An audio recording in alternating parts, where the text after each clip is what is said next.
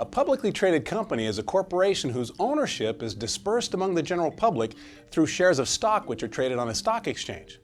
A private company, however, is owned by a relatively small number of shareholders, typically the company's founders, management, or a group of private investors like venture capital firms. Shares aren't available to the general public and aren't traded on public exchanges.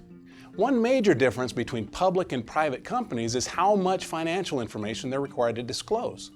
Public companies must register with the Securities and Exchange Commission, or SEC, file quarterly earnings reports, and provide other important information to shareholders and the public.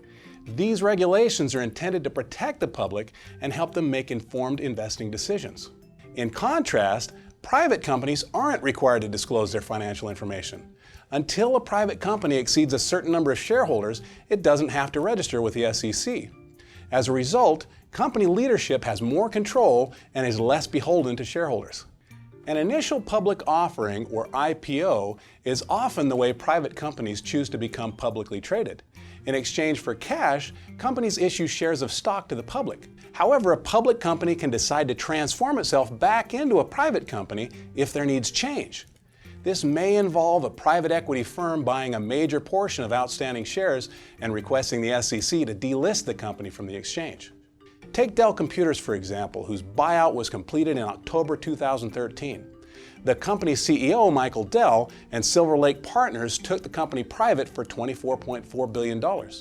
A public company may go private for many reasons, including to limit the number of investors, create financial gain for shareholders, or reduce regulatory and reporting requirements. Because they must report results every quarter, some CEOs feel they're required to focus on short-term results rather than long-term priorities.